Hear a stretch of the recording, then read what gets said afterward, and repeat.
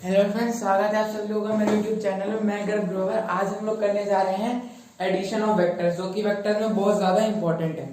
ठीक है, इस वीडियो में एडिशन ऑफ वेक्टर्स करेंगे और अगली वीडियो में सब्ट्रैक्शन ऑफ वेक्टर्स करेंगे। देखो, एडिशन ऑफ वेक्टर्स क्या होता है। एडिशन ऑफ वेक्टर्स, ठीक है। ये देखो, मान लो दो वेक्टर है, एक वेक्टर है अपना ए वेक्टर और दूसरा वेक्टर है अपना बी वेक्टर। दोनों को ऐड करेंगे तो जो दोनों को ऐड करके आंसर आता है ना, उसको हम रिजल्टेंट वेक्टर कहते हैं। ठीक है, दो वेक्टर को ऐड कर अपना वेक्टर आंसर आया, रिजल्टेंट वेक्टर। ठीक है, सम ऑफ टू वेक्टर्स को हम आर से डिनोट करते हैं। सम ऑफ टू वेक्टर्स अगर किया जाए तो आर वेक्टर होता है। ठीक है, जरूरी नहीं है कि हम एक्स वेक्टर हो सकता है, बी हो सकता है, सी वेक्टर हो सकता है, जिस हिसाब से आप उस वेक्टर की नेमिंग करते हैं। तो मान लो एक ए वेक्टर है, एक बी वेक्टर है, वो आर आ जाएगा। ठीक है, चलो मान लेते हैं फॉर एग्जांपल एक वेक्टर ए है 2, ठीक है, और वेक्टर बी है चलो इसको 3 मानते हैं और इसको 4 मानते हैं। ठीक है, ये एक वेक्टर ए 3 है और ये बी 4 है, तो क्या आर वेक्टर 7 आएगा?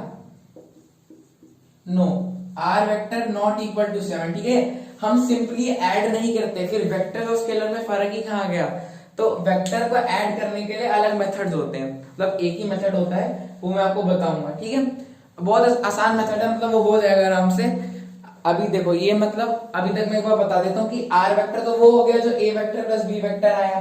तो मान लेते हैं ए वेक्टर अपना 3 यूनिट्स है। ठीक है, या फिर आप ऐसे लिख लो, मैग्नीट्यूड ऑफ ए वेक्टर 3 है और मैग्नीट्यूड ऑफ बी वेक्टर 4 है। तो आर वेक्टर 7 नहीं होगा, याद रखिए वाली बात, देखो ध्यान से। R vector not equal to 7, sorry mod R not equal to 7 जरूरी नहीं है। ठीक है, अगर ये दोनों सेम डायरेक्शन में है, मान लो ए वेक्टर इस डायरेक्शन में है 3 और बी वेक्टर इस डायरेक्शन में है 4, तो आर वेक्टर 7 होता है, अगर सेम डायरेक्शन में है तो।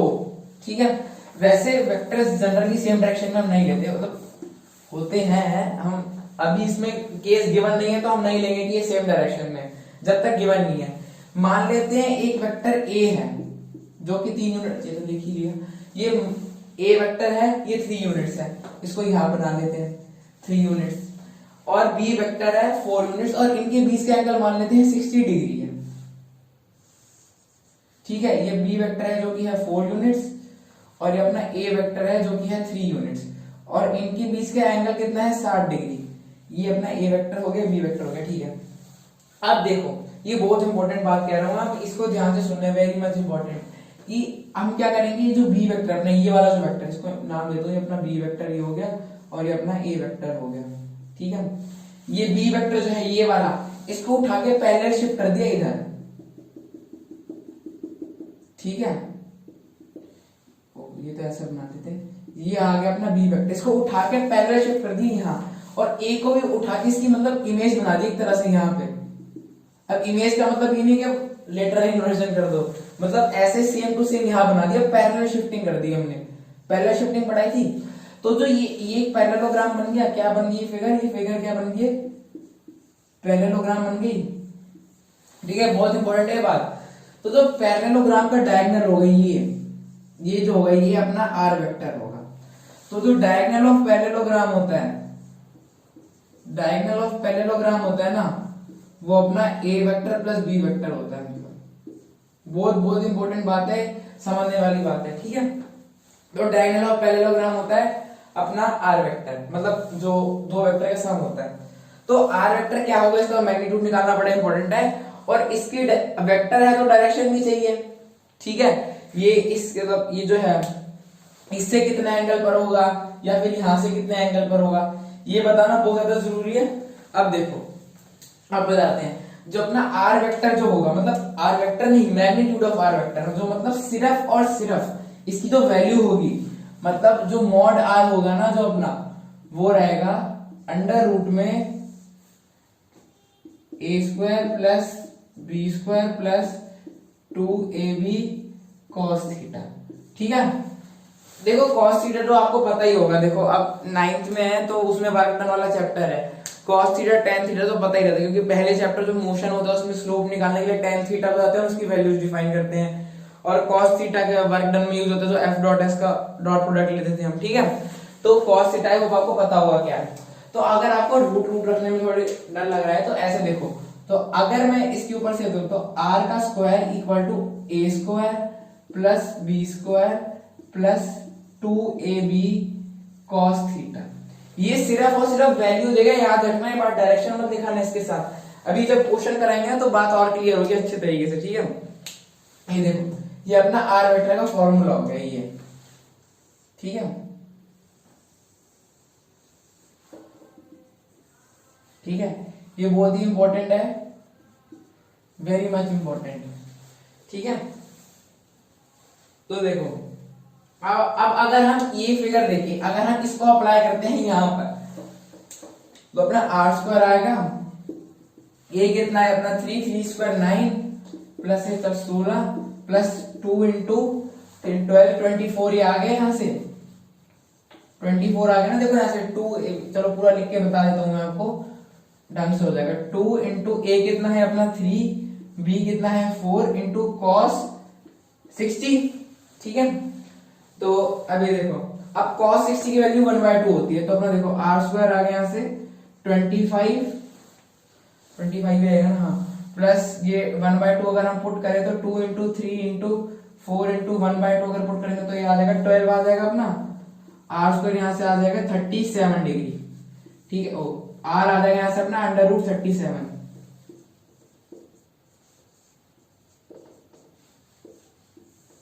ये बात याद रखने की है, ठीक है, बहुत इंपॉर्टेंट बात है। अब देखो, अब ये तो सिर्फ मैग्नीट्यूड ऑफ आ रहा है, देखो मैंने वेक्टर साइन नहीं बनाया इसके ऊपर, जहां वेक्टर साइन ना बनाऊं आपको अपने आप समझना पड़ेगा कि वहां पे सिर्फ और सिर्फ मैग्नीट्यूड की ही बात हो रही है। आई होप आपको यहाँ तक बात अच्छी तरीके से समझ में आ गई होगी।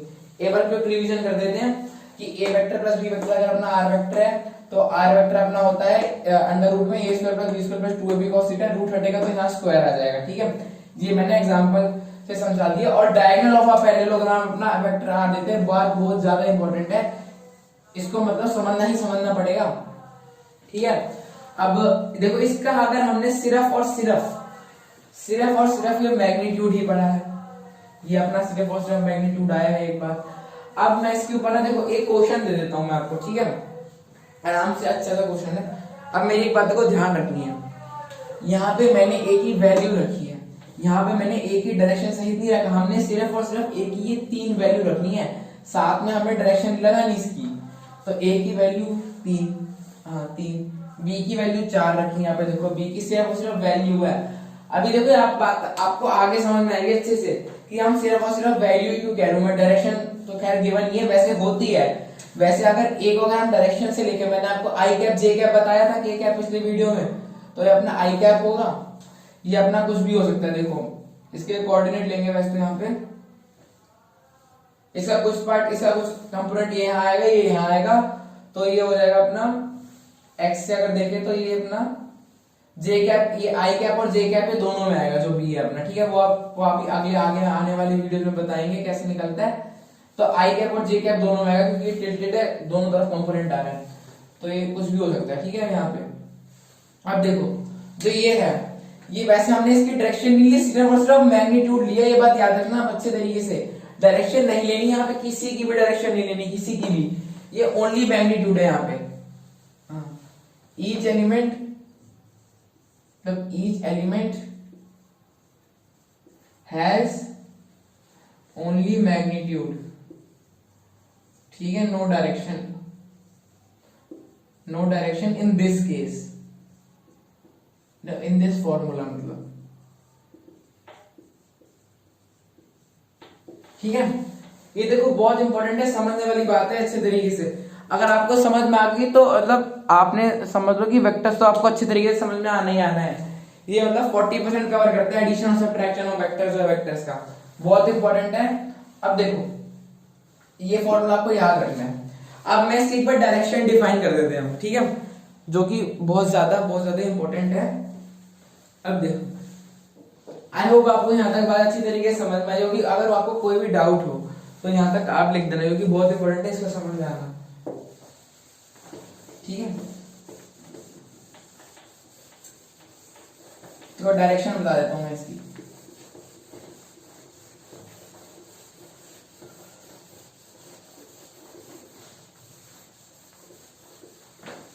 अगर आपको वीडियो अब तक अच्छी लगी हो तो लाइक शेयर और सब्सक्राइब जरूर करना।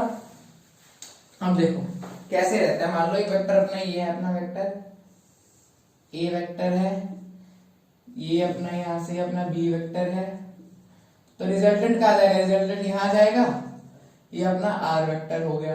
ठीक है, ये रिजल्टेंट होता है a vector plus B vector जो है ये रिजल्टेंट आएगा। ठीक है, मान लेते हैं ए से ये पूरा एंगल है थीटा अपना, ठीक है, ये एंगल है अपना अल्फा, अल्फा समझते हो ना, अल्फा बीटा, तो ये अपना एंगल आ गया सी, अल्फा एंगल आ गया ये वाला, ये पूरा थीटा है, और चलो ये वाला एंगल मान लो बीटा आ गया, तो अल्फा प्लस बीटा जो है ना वो अपना थीटा है। ठीक है, आपको यहाँ से बात अच्छी तरीके से समझ में आई होगी। अब अगर हमें आर की डायरेक्शन चाहिए रहेगी, वो तो मैग्नीट्यूड ऑफ आर क्या था, जो मैग्नीट्यूड ऑफ आर था अपना वो क्या था, अंडर रूट में a square plus B square plus 2ab cos theta अपना ये। ठीक है, जो अपना आर वेक्टर था। अब अगर हम देखें तो ये इसकी डायरेक्शन चाहिए होगी, मान लेते हैं ये 37 डिग्री ऊपर है ए से, या 45 डिग्री है, 50 डिग्री है, मान लो 60 डिग्री ऊपर है ए से, इस from the horizontal it is 60 degree from the horizontal. अब हम इस एंगल को डिफाइन कर दें तो अपनी आर वेक्टर की वैल्यू वो डायरेक्शन निकल आएगी। तो देखो tan अल्फा जो आएगा ना वो अपना आएगा b sin theta upon a plus B cos theta. ठीक है, आई होप आपको ये समझ में आया होगा कैसे है। देखो मैं और अच्छे से बताता हूँ। जो अपना जो tan अल्फा है, tan अल्फा tan थीटा समझते हो ना, परपेंडिकुलर और बेस का रेशियो। ठीक है, अब ये जो tan अल्फा है कि वो ये, और tan अल्फा ये होगा कि जो है जो अल्फा की वैल्यू जो होगी, जो अल्फा की वैल्यू होगी वो होगी अपनी tan inverse b sin theta upon a plus B cos theta. ठीक है, देखो ये बात बहुत समझने वाली है, इसको अच्छी तरीके से समझना होगा हमें। तो a plus B cos theta है ना, जो अल्फा की वैल्यू है। वैसे तो आप जो मेन बात याद रखनी है आपको, मोटी मोटी जो बात है, ये मेन बात जो आपको याद रखनी है ये, क्योंकि यहीं से तो इनवर्स आया जो भी आया, तो ये याद रखनी है आपको, क्योंकि tan अल्फा जो आएगा वैसे तो दिखने में बड़ा आ रहा है, मान लो यहाँ से अपना आगे कुछ tan अल्फा कुछ भी आ गया मान लो, तो यहाँ से मान लो tan 30 आ गया आंसर। ठीक है, कहीं से भी √3/2 करके जैसा भी करके tan 30 अगर आंसर आ गया तो हम ये डिफाइन कर देंगे कि जो a वेक्टर जो r वेक्टर है, r vector is 30 degree from the horizontal. ठीक है, आई होप आपको यहाँ तक बात अच्छी तरीके से समझ में आ गई होगी। अब देखो, अब हम एक दोनों क्वेश्चन कर लेते हैं, ठीक है, उससे ना बात और क्लियर हो जाएगी। तो जैसे फॉर एग्जांपल मैं 30 डिग्री के एग्जांपल दिया तो 1/3 होता है, tan 30 = 1/3 होता है, ओ सॉरी 1/√3 होता है। tan 30 जो होता है वो अपना 1/√3 होता है, और अल्फा मतलब 30 डिग्री आ जाएगा यहाँ से, अगर आना होगा तो। जरूरी नहीं है कि हर केस में 30 डिग्री ही आएगा। तो ये अपना होता है डायरेक्शन के लिए, तो ये अपना होता है डायरेक्शन के लिए, मैं लिख लेता हूँ यहाँ पे डायरेक्शन। और जो आर वेक्टर जो है उसका तो अगर मैग्नीट्यूड की बात की जाए तो अंडर रूट में a square plus B square plus 2ab cos theta. देखो ऐसे याद कर लो इसे कि a square plus B square plus 2ab तो आइडेंटिटी होती है, और cos थीटा लगा दो बस आगे। तो ये अपना ये वाली बात हो रही है सिर्फ और सिर्फ मैग्नीट्यूड की, मैग्नीट्यूड की। ठीक है, आई होप आपको यहाँ तक बात अच्छी तरीके से समझ में आ गई होगी। अब हम आगे जैसे जैसे हम क्वेश्चन करते जाएंगे ना तो हमें बात अच्छी तरीके से क्लियर होती जाएगी कि ये क्या है, फिर ये क्या है, तो क्वेश्चन के साथ साथ क्लियरिटी आती है। अब देखो, अभी क्वेश्चन दे देते हैं आपको, मान लेते हैं कि जो है ना, इसको बुक से क्वेश्चन देते हैं आपको। हाँ चलो, कि एक वेक्टर ए है, लिख देता हूं क्वेश्चन यहाँ पे, vector A and B has magnitude equal to 10 units. ठीक है, ए पॉइंट्स, ऐसे रुकना, ये हाँ, अब जो है कि हाँ ठीक है, चलो देखो कि ए पॉइंट्स, जो ए है अपना, points towards west, west and जो था बी किधर पॉइंट करेगा, तो बी पॉइंट्स टूवर्ड्स साउथ। ठीक है, ये ऐसे लिख लो चलो, and B points towards south. ठीक है, अभी ये देखो, हो गया। अच्छा, क्वेश्चन रहता है and B point towards south, find R magnitude and direction. तब जो रिजल्टेंट वेक्टर का मैग्नीट्यूड और डायरेक्शन चाहिए अपने को, ये अच्छी तरीके से आई होप आपको समझ में आ गया होगा।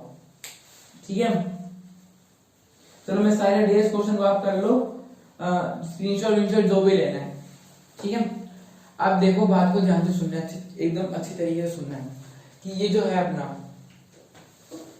ऐसे मान लो चलो कि एक वेक्टर ए ऐसे है जिसका मैग्नीट्यूड जो है 10 यूनिट है, बी साउथ की तरफ पॉइंट कर रहा है। ये वेस्ट से, देखो वेस्ट और साउथ के बीच में 90 डिग्री एंगल बनता है, तो उसका 10 इसका मैग्नीट्यूड भी 10 यूनिट ही है। ठीक है, पहले वाला हम लोग पूरा करेंगे। ये अपना आ जाएगा रिजल्टेंट। ठीक है, ये अपना आ जाएगा रिजल्टेंट, तो ये अपना ए आ जाएगा, जो ए वेक्टर पैरेलल शिफ्टिंग करके 10, ये 10 तो ये भी 10। ठीक है, अच्छी जगह बात समझ आ रही है। अब देखो, अब हमें जो देखना है, ये वाला मान लेते चलो अल्फा एंगल है, थीटा मान लेते हैं, तो जो ये बी है वो भी आ जाएगा 10। ठीक है, समझो। अब देखो ये है, तो ये 10 तो 10√2। देखो कंसेप्ट पकड़ना है, ये पाइथागोरस लगा दो, सिंपल पाइथागोरस से नहीं आ रहा तो उससे भी करेंगे। अभी क्या कहते हैं उसे, जो रिजल्टेंट का फॉर्मूला यूज करा था, तो जो r वैसे आएगा, r अपना 10√2 आएगा पाइथागोरस। अभी सॉल्व भी करते हैं, अगर आपको उससे सॉल्व करना तो उससे भी कर देते हैं। तो जो अपना r का जो मैग्नीट्यूड आएगा वो आएगा अपना अंडर रूट में a² जो कि है 100 प्लस 0 आ जाएगा। देखो 2 ए वेक्टर और बी वेक्टर के बीच में एंगल देखना है, ए वेक्टर और बी वेक्टर के बीच में एंगल क्या है, 90 डिग्री, तो plus 2ab, oh sorry 2 × 100 × 100, sorry 2 × 10 × 10 into cos 90। cos 90 0 होता है तो पूरा टर्म 0 हो गया, तो जो अपना r वेक्टर जो आएगा, ओ सॉरी मैग्नीट्यूड ऑफ r जो आएगा वो अपना अंडर रूट में 200, तो 100 × 2 से लिख लेंगे तो 10 बाहर आ जाएगा, तो अपना जो r आ जाएगा वो अपना क्या आ जाएगा 10√2। देखो आया हो आपको यहाँ तक बात अच्छी तरीके से समझ में आ गई होगी। अब उन्होंने क्या पूछ लिया, अब हमने मैग्नीट्यूड ऑफ r तो निकाल लिया, तो मैग्नीट्यूड क्या निकल गया अपना एक चीज 10√2। अब डायरेक्शन कैसे निकलेगी, देखो आपने वो डायरेक्शन निकालने की, जो r वेक्टर है ये जो है क्या कहते हैं इसे, हॉरिजॉन्टल है, तो जो हॉरिजॉन्टल है, हॉरिजॉन्टल से कितना इधर को है, तो हम अगर कर ले tan थीटा क्या होता है ना, perpendicular upon base. tan theta अपना होता है परपेंडिकुलर अपॉन बेस। परपेंडिकुलर क्या है, तो थीटा के सामने वाले परपेंडिकुलर लेते हैं, अगर थीटा यहाँ होता तो जो ये सामने वाले परपेंडिकुलर बन जाता और ये बेस, तो थीटा डिपेंडेंट होता है सब, ओ सॉरी ये बेस है ना, तो ये थीटा सामने वाले परपेंडिकुलर 10 अपॉन ये भी 10 है। ठीक है, तो ये 1 आ जाएगा आंसर यहाँ से, तो tan थीटा 1 हो रहा है, tan थीटा अपना 1 हो गया, तो थीटा जो है वो 45 होगा, क्योंकि tan 45 ही अपना 1 डिग्री होता है, tan 45 अपना 1 होता है, तो थीटा जो है वो अपना 45 डिग्री होगा। अच्छी तरीके से बात समझ में आ रही है। अब देखो, अब जो हमें समझने वाली बात है यहाँ पे, तो जो कंसेप्ट पकड़ना, देखो शॉर्ट ट्रिक बताने जा रहा हूँ ऐसे क्वेश्चन की, और अगर एंगल पूछ भी ले, एंगल अगर पूछ भी ले तो उसके लिए भी, अगर दो वेक्टर्स इक्वल हैं, देखो ध्यान से सुनिए बात, तो अगर दो वेक्टर्स इक्वल हैं, जो डायगोनल पास करेगा ना वो जो एंगल का वो बाइसेक्ट करता हुआ पास करेगा। क्योंकि देखो ये 90 था पूरा, अभी थीटा क्या आ गया 45 आ गया, मतलब ये तो बाइसेक्ट हो गया, आधा हो गया। तो 45 मतलब if two vectors are equal condition applies, तो अगर दो वेक्टर्स इक्वल है तो जो रिजल्टेंट होगा वो जो दो वेक्टर्स के बीच का एंगल है उसको दो हिस्सों में बांटता हुआ जाएगा, ये कहता है। और अगर दोनों वेक्टर्स के बीच में अगर दोनों इक्वल है तो अगर दो वेक्टर्स इक्वल है तो उनका जो रिजल्टेंट होगा, और अगर मैं आपको तो लिख के बता दूंगी, ए वेक्टर है और बी वेक्टर है, प्लस कर रहे हैं आर वेक्टर आएगा। अगर थीटा 90 है और मॉड ए जो है, मॉड ए कह रहा हूं वेक्टर नहीं कह रहा पूरा मैं, क्योंकि ये तो होगा अपना -10 आई कैप और ये होगा -10 जे कैप, ठीक है। तो मॉड ए और मॉड बी अगर बराबर है और थीटा 90 है तो अपना जो आर होगा ना वो a√2 होगा। ए जो कहता मतलब ये अपना वेक्टर जो हो गया, ए कह लो a√2, ठीक है। तो 10√2 आया, देखो 10 था तो यहाँ 10√2, ये देखो। अब अगर 60 डिग्री है तो देखो ये वाली बात तो प्रूव हो गई अपनी। 60 डिग्री पे है तो वो आप मुझे कमेंट सेक्शन में बताएंगे, वो भी हम निकाल के देख लेते हैं, ठीक है। शायद a√3 आएगा उसका ज्यादा मेरे को लगता है, वो भी हम निकाल के देख लेंगे, कोई बात नहीं। चलो आज मैं साइड हट जाता हूँ, मैं मार्किंग में इंक डाल लेता हूँ, तब तक आप ये क्वेश्चन नोट कर लो।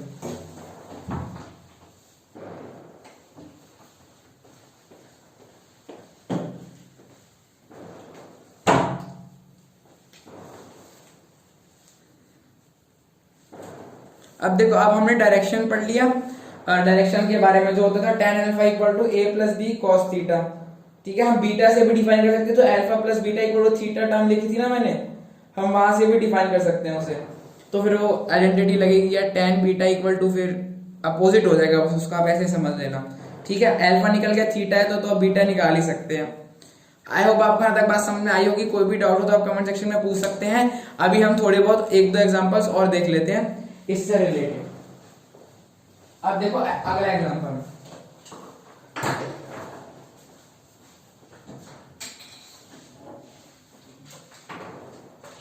देखो अगला एग्जांपल ना बहुत इंपॉर्टेंट है।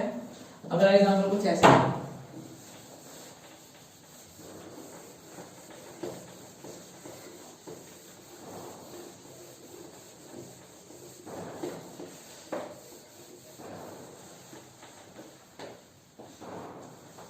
रुको अगला क्वेश्चन लेते हैं।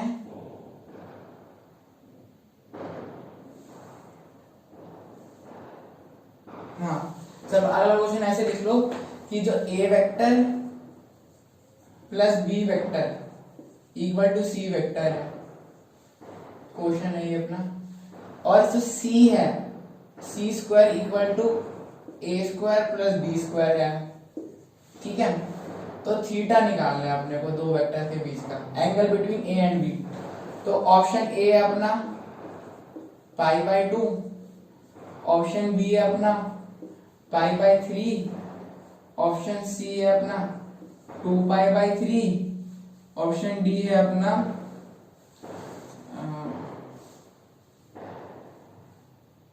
इसको दे देते हैं नन ऑफ दीज। चलो नन ऑफ दीज, ठीक है। ये अपना क्वेश्चन है। अब इसको आपको वीडियो पॉज करके सॉल्व करना है, ठीक है। कैसे होगा देखो मैं बताता हूँ। पाई का मतलब 180 होता है, पहले आपको जानना जरूरी होगा। ये पाई का मतलब होता है 180 डिग्री, ठीक है। अच्छे समझ नहीं होगी बात ये वाली। अब देखो, अब a vector plus b vector c vector है, ठीक है। और c square equal to a square plus b square दे रखा है। देखो हम मैंने क्या पढ़ा था, जो मैं आंसर देख लो, सोल्यूशन देख लो इस क्वेश्चन का आंसर इसका वो आएगा। चलो क्या था इसका आंसर, चलो सॉल्व करके देख लेते हैं। तो a vector plus b vector c vector दिया बना है, तो मैग्नीट्यूड ऑफ c वेक्टर क्या होगा अपना, अंडर रूट में a square plus b square plus 2ab cos theta. अच्छा अगर cos थीटा इक्वल टू मान लो 1 निकल जाए, 0 निकल जाए, वो 1/2 निकल जाए तो 60 निकाल सकते हैं वैल्यू, -1 निकल जाए तो 180 निकाल सकते हैं थीटा की वैल्यू। तो अपने को मतलब cos थीटा की वैल्यू पता रहनी चाहिए। तो जो c स्क्वायर है, देखो c स्क्वायर गिवन है, तो जो रूट अगर यहां से हटेगा तो वहां जाके स्क्वायर हो जाएगा। तो जो c स्क्वायर आ गया अपना a square plus B square plus 2ab cos theta आ गया। ठीक है, ये अपनी इक्वेशन बन गई। सी स्क्वायर की जगह a square plus B square put कर दो, a square plus B square equal to a square plus B square plus 2ab cos theta. ठीक है, अब देखो ये स्क्वायर बी स्क्वायर कट गया यहां से, 0 equal to 2ab cos theta बचा। तो 0/2ab equal to cos theta, तो मतलब 0 इक्वल टू cos थीटा। ठीक है, cos थीटा 0 किस वैल्यू होता है, 90 डिग्री पे होता है। तो मतलब जो थीटा जो है अपने 90 डिग्री है, 90 डिग्री कैसा है, मतलब 180/2 है। 180 क्या है, मतलब π/2 है। π/2 ऑप्शन में है, हाँ ये रहा। तो अपना π/2 अपना करेक्ट आंसर आ गया, ये अपना करेक्ट ऑप्शन है, करेक्ट ऑप्शन। अब मैं साइड हट जाता हूं, आप इसको नोट कर लो, तब तक हम अगला क्वेश्चन करते हैं।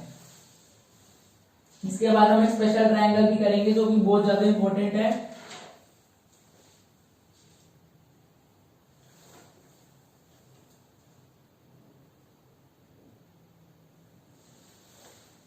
ये देखो, चलो आया हुआ आपने कर लिया होगा। एक ना ट्रायंगल के बारे में डिस्कस कर लेते हैं हम, ठीक है।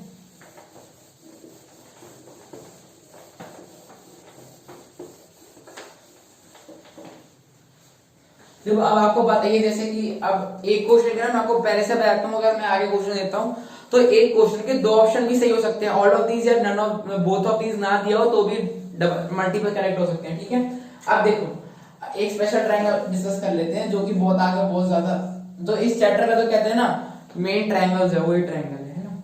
अब देखो जो ये ट्रायंगल है, 3 है, 4 है, 5। ठीक है, अब देखो 3 के सामने जो एंगल बनेगा ना वो 37 डिग्री बनेगा हमेशा, ये बात याद रखने की हमेशा। ठीक है, अब देखो फिर आया होगा, आपको समझ में आया होगा है ना। तो यहां से हम cos थीटा डिफाइन कर सकते हैं। cos थीटा क्या होगा, देखो ये रेशियोज होते हैं,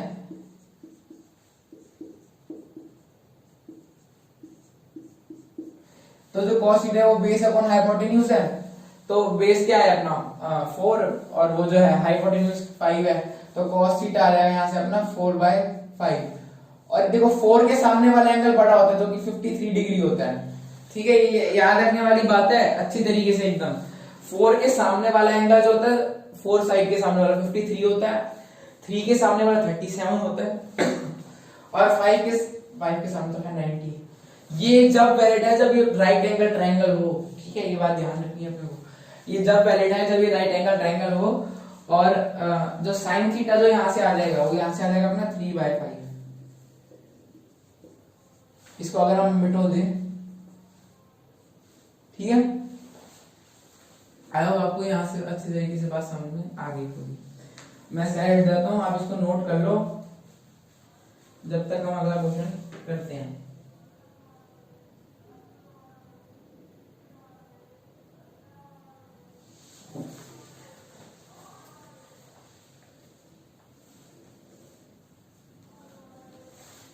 चलो अब देखो अगला क्वेश्चन देखते हैं।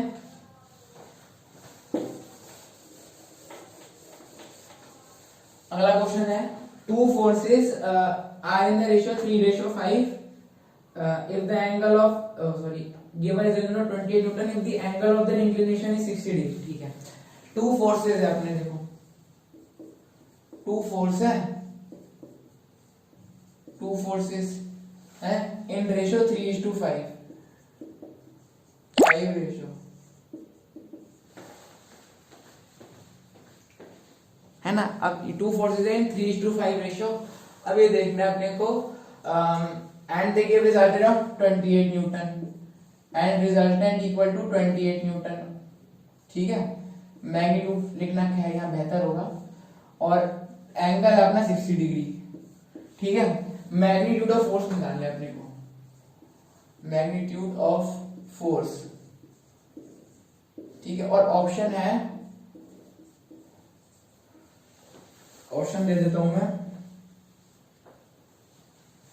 देखो 12 20 20 12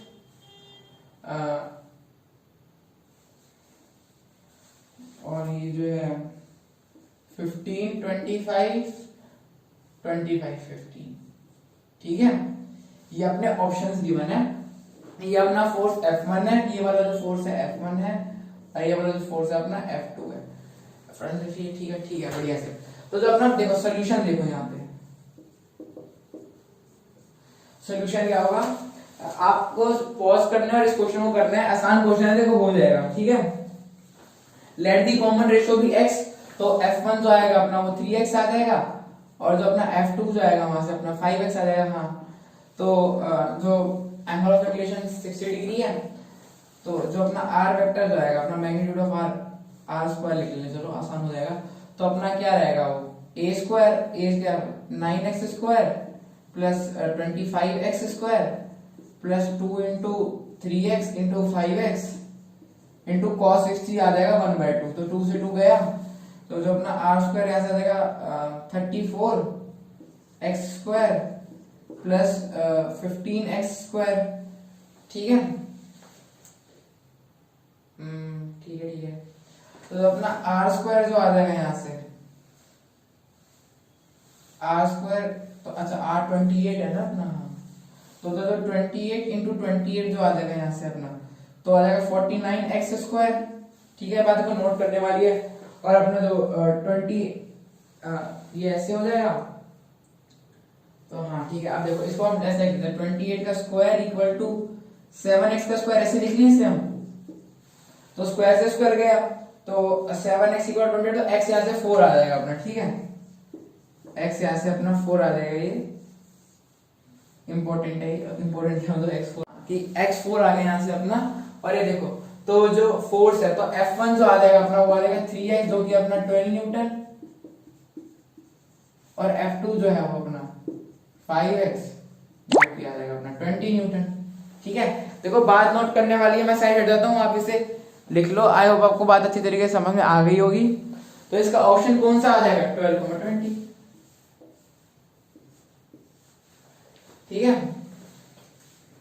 अब देखो, अब जो है वो अगला क्वेश्चन बहुत अच्छा है। वैसे तो इसको थ्योरेटिकल पार्ट में पढ़ाते हैं, तो हम लिख लेते हैं। ये देखो इसको चलो क्वेश्चन दे देते हैं पहले में, इसको आए बार नोट कर लिया होगा।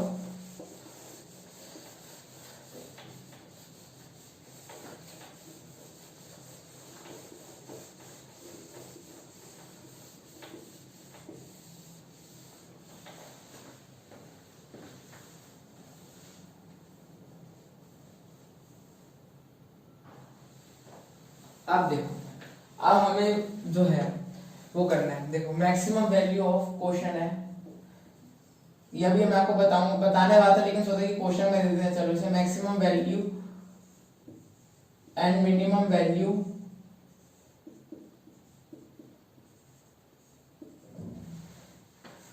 Value of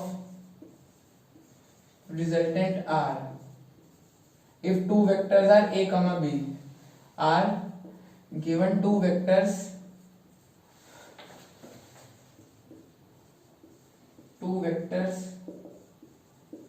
are a and b and angle between them is theta, and angle between them is theta।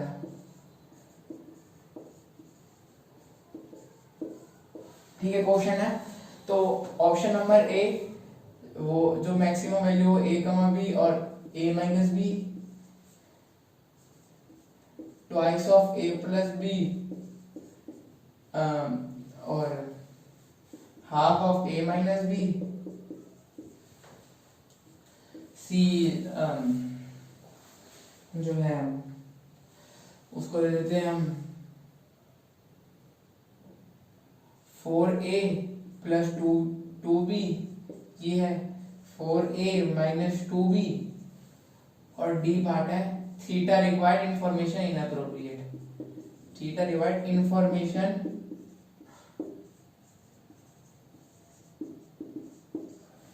कम है। ठीक है, इनअप्रोप्रिएट। ठीक है। अब देखो इसका क्या आंसर होगा, बहुत इंपॉर्टेंट क्वेश्चन है ये, इस पे बेस्ड बहुत सारे मतलब अच्छे क्वेश्चन बन सकते हैं, ठीक है। देखो तो जो आर होता है, जो अपना देखो जो अपना आर होता है वो क्या होता है generally a square plus B square plus 2ab cos theta, ठीक है। एक सेकंड रुकना, देखो जो आर से होता है, देखो जो आर होता है अपना वो होता है a square plus B square plus 2ab cos theta. बीच में ना वीडियो बंद हो जाती है तो बार बार चेक करने जाना पड़ता है कि वीडियो सही चल रही है कि नहीं चल रही, वो फोन में कुछ इशू है ना इसलिए। तो देखो आर है वो अंडर रूट में a square plus B square plus 2ab cos theta होती है, अपने फॉर्मूला को याद है अपने अपन को। अब देखो जो अगर आर को सबसे ज्यादा लाना है मतलब मैक्सिमम लाना है, देखो जो ए सो है बी का जो वैल्यू है सो है, ए बी जो है सो है, 2 जो है सो है। अब मतलब cos थीटा जो मैक्सिमम हो जाए, ठीक है। cos 0 की वैल्यू 1 होती है, cos 0 की वैल्यू 1 होती है, cos 30 की वैल्यू होती है अपनी √3/2 और cos 60 की वैल्यू होती है अपनी 1/2, cos 90 0 और cos 180 जो होता है वो -1 होता है, ठीक है। बात बड़ी इंपॉर्टेंट है, याद रखने वाली बात है। cos 30 की वैल्यू √3/2 होती है, cos 0 1 होता है, cos 60 1/2 होता है, cos 90, ठीक है। अब देखो मतलब अगर ये मैक्सिमम मिल जाए, cos थीटा मैक्सिमम मिल जाए तो अपनी इसकी मैक्सिमम वैल्यू निकल जाएगी, अपनी r की मैक्सिमम वैल्यू। सोचने वाली बात है। देखो अब देखो जो है cos थीटा मैक्सिमम कब है, 1 है मैक्सिमम, देखो 1 है, ये भी 1 से कम है, ये लेस देन 1 है, ये भी लेस देन 1 है, ये तो है ही लेस देन 1 है, ये भी लेस देन 1 है, सब लेस देन 1 है, बस ये cos 0 1 के बराबर है। मतलब maximum value of cos theta कब आती है, 1। बात समझने वाली है। देखो अब जो अपना r जो आएगा यहाँ से, मतलब कि अगर हम थीटा 0 आएगा तो r की मैक्सिमम वैल्यू थीटा 0 पर होगी, ठीक है। तो मतलब a square plus B square plus 2ab cos 1, oh sorry cos 0 1 होता है, तो मतलब जो r है वो अपना आ जाएगा a square plus B square plus 2ab under root में। तो मतलब जो a square plus B square की आइडेंटिटी होगी, a plus B whole square इसको लिख दूंगा।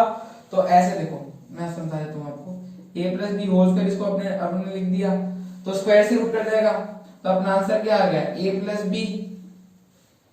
ये सिर्फ मैग्नीट्यूड है, देखना a प्लस बी का वेक्टर नहीं लिखा मैंने, तो ऑप्शन ए आ गया। देखो a माइनस बी भी बता रहा हूं अभी, वैसे सिर्फ ऑप्शन में a प्लस बी गिवन था तो ऑप्शन ए आ गया, ठीक है।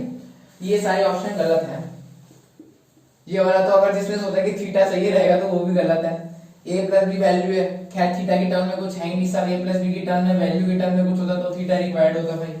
अब देखो तो r जो आ गया वो मैक्सिमम वैल्यू ऑफ r है a प्लस बी, याद रखनी है, अगला क्वेश्चन इसी पे दूंगा। r की मैक्सिमम वैल्यू अपनी a प्लस बी है, और मिनिमम वैल्यू देखा जाए, मिनिमम वैल्यू निकाल के दिखा देते हैं। r की मिनिमम वैल्यू किस पे है, cos 180 पे है, cos 180 पे आपकी मिनिमम वैल्यू है, एक सेकंड रुकना, हाँ चालू है। cos 180 पे जो है r की मिनिमम वैल्यू है। अब देखिए बात को ध्यान से, अब जो है तो अपना जो r है मिनिमम, तो अपना जो r अगर हम मिनिमम वैल्यू अगर हम r की निकालें, अंडर रूट में a square plus B square plus 2ab cos theta होता है r का फॉर्मूला। इसकी मिनिमम वैल्यू कब आएगी, जब cos थीटा कम हो जाएगा, सबसे कम हो जाएगा, तो मतलब cos 180 पे cos थीटा सबसे कम होता है, a square plus B square plus 2ab cos 180, तो अपना r जो है, ठीक है, बढ़िया बात समझ में आनी चाहिए। देखो तो अपना जो r जो है वो अपना आ जाएगा cos 180 -1, तो r आएगा a square plus B square minus 2ab, ये अपनी a minus B whole square होती है r अपनी, ठीक है। तो स्क्वायर से रूट गया तो r अपना a माइनस बी आ गया यहाँ से, देखो मिनिमम वैल्यू, ये बात याद रखनी है। तो ऑप्शन ए करेक्ट हो गया अपना यहाँ से। मैं साइड में दो, आप नोट कर लें इसे। देखो अब जो हमने कंक्लूजन निकाली, तो r की maximum value a plus B होती है और a माइनस बी होती है, ठीक है। अब a प्लस बी मैक्स होती है, मिनिमम a माइनस बी होती है। अब अगला क्वेश्चन देखो,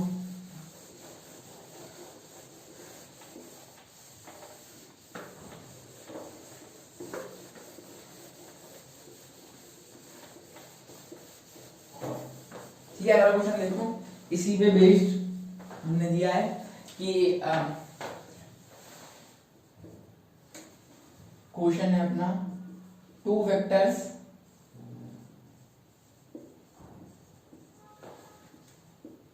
A एंड B है।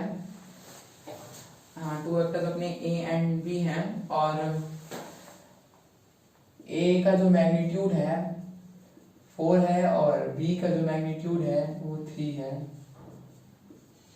और R can not be, R can not be, ठीक है। ऑप्शन ए 8, ऑप्शन बी 0, ठीक है भाई, और ऑप्शन सी 6 और ऑप्शन डी -1, ठीक है। ये हमने ऑप्शन दे दिए हैं, मल्टीपल करेक्ट ऑप्शन है इसमें। एक ही मतलब ऑल ऑफ दीज, देखो ये बात समझनी पड़ेगी अपने को, all of these, all 3 these, all 2 these या ओनली 1, ये कहीं नहीं गिवन कि ऑल ऑफ दीज है, कोई 3 करेक्ट है, कोई 2 करेक्ट है, both A and B, both A and C, जो भी है, ठीक है, वो जोन से भी करेक्ट है, वो नहीं गिवन अपने को। एक ऑप्शन में जो गिवन होता है ना लास्ट में कि डी पार्ट में गिवन रहता है, सी पार्ट में गिवन रहता है कि both A and B, both B and C, both C and D, या फिर all of these, none of these, ये गिवन रहता है अपने बी एस और डी एस सी पार्ट में, वो नहीं गिवन। लेकिन करेक्ट ज्यादा हो सकते हैं, अभी भी कह रहा हूं मैं आपको।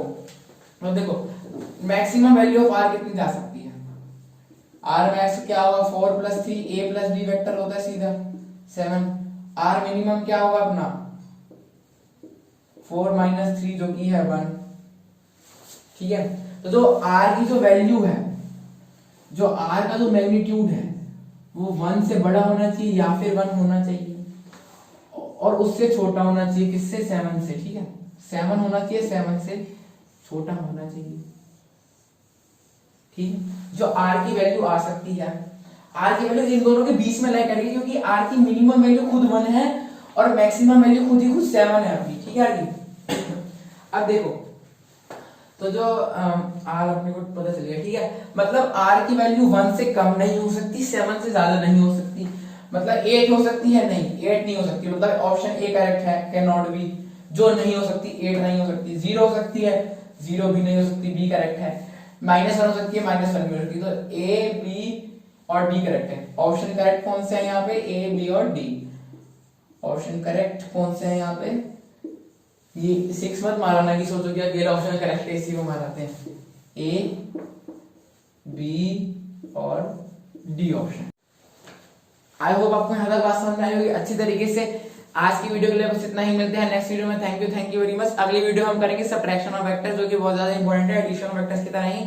अगर कोई भी डाउट हो तो कमेंट सेक्शन में जरूर लिखना। Don't forget to like and subscribe my YouTube channel.